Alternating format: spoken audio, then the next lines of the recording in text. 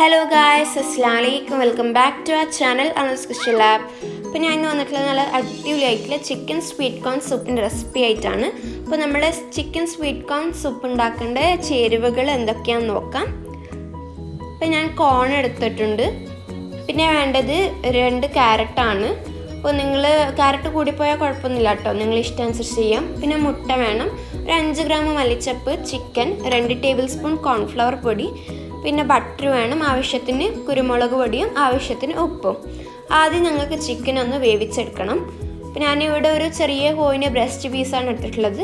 അപ്പോൾ നമ്മുടെ ചിക്കനൊക്കെ ഒന്ന് മുങ്ങി കിടക്കുന്ന രീതിയിൽ ഞങ്ങൾക്കൊന്ന് വെള്ളം ഒഴിച്ചെടുക്കാം. അപ്പോൾ ഞാനിവിടെ ബ്രസ്റ്റ് പീസ് എടുത്തിട്ടുള്ളത് ഏകദേശം ഞാനൊരു 3 കപ്പ് വെള്ളം ഒഴിച്ചിട്ടുണ്ട് കേട്ടോ. ഇനി ഇതിലേക്ക് ആവശ്യത്തിന് ഉപ്പ് കൂടെ ചേർത്തിട്ട് ഞങ്ങൾക്ക് ഒന്ന് വേവിച്ചെടുക്കാം.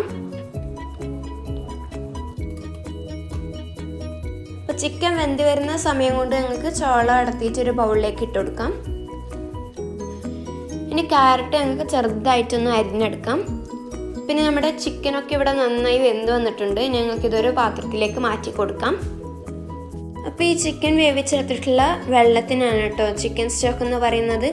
ഇനി ഞങ്ങൾക്ക് വെജിറ്റബിൾസൊക്കെ ഒന്ന് വേവിച്ചെടുക്കാൻ വേണ്ടത്.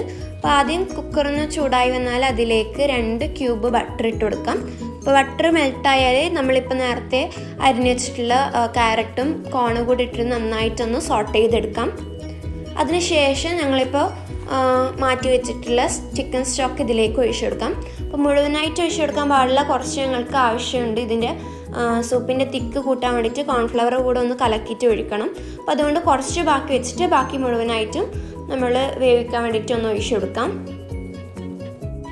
ഞങ്ങൾക്ക് ഇതൊന്ന് അടച്ച് വെച്ചിട്ട് ഒന്ന് വേവിച്ചെടുക്കാം.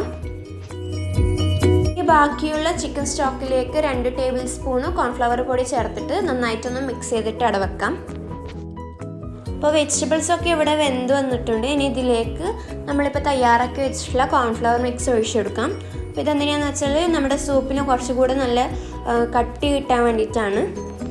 അതിനുശേഷം ഞാനിവിടെ വേവിച്ചെടുത്തിട്ടുള്ള ചിക്കന് താറ്റിയെടുത്തിട്ടുണ്ട്. അപ്പോൾ താറ്റിയെടുത്തിട്ടുള്ള ചിക്കനും ഇതിലേക്ക് ചേർത്ത് കൊടുക്കാം. ഇനി ആവശ്യത്തിന് കുരുമുളകും മല്ലിച്ചപ്പ് ചെറുതായിട്ട് അരിഞ്ഞതും ചേർത്ത് കൊടുക്കാം. സൂപ്പ് എപ്പോഴും നല്ല സ്പൈസി ആയിട്ട് കഴിക്കാനാണ് കേട്ടോ ടേസ്റ്റ്. അപ്പോൾ നിങ്ങളുടെ ടേസ്റ്റ് അനുസരിച്ച് നിങ്ങൾ ഇട്ട് കൊടുത്താൽ മതി. ഇനി മുട്ടയാണ് ഉടച്ച് ഇതിലേക്ക് ചേർക്കേണ്ടത്. ഡയറക്റ്റ് അല്ല ചേർത്ത് കൊടുക്കുന്നത്, ഒരു സ്ട്രെയിനർ വെച്ചിട്ട് അതിലേക്ക് ഉടച്ചിട്ടാണ് ചേർത്ത് കൊടുക്കുന്നത്. അപ്പോൾ ഇതൊക്കെ ചെയ്യുമ്പോൾ നമ്മുടെ ഫ്ലെയിം എപ്പോഴും മീഡിയത്തിലായിരിക്കണം. സൂപ്പ് നന്നായിട്ട് തിളച്ച് വന്നാൽ ഇതിൻ്റെ ഫ്ലെയിം ഓഫ് ആക്കാം. അപ്പോൾ സൂപ്പ് ഇവിടെ റെഡിയായി. അപ്പോൾ ഇതിൻ്റെ സൈഡായിട്ട് ഞാൻ ഗാർലിക് ബ്രെഡ് കൂടെ തയ്യാറാക്കുന്നുണ്ട്. അപ്പോൾ വളരെ ടേസ്റ്റി ആയിട്ടുള്ളൊരു സാധനമാണ് ഗാർലിക് ബ്രെഡ്. സൂപ്പിൻ്റെ സൈഡായിട്ട് മാത്രമല്ല ചായക്കൊക്കെ വളരെ ഈസി ആയിട്ട് ഉണ്ടാക്കാൻ വരുന്ന ഒരു സാധനം കൂടിയാണ്.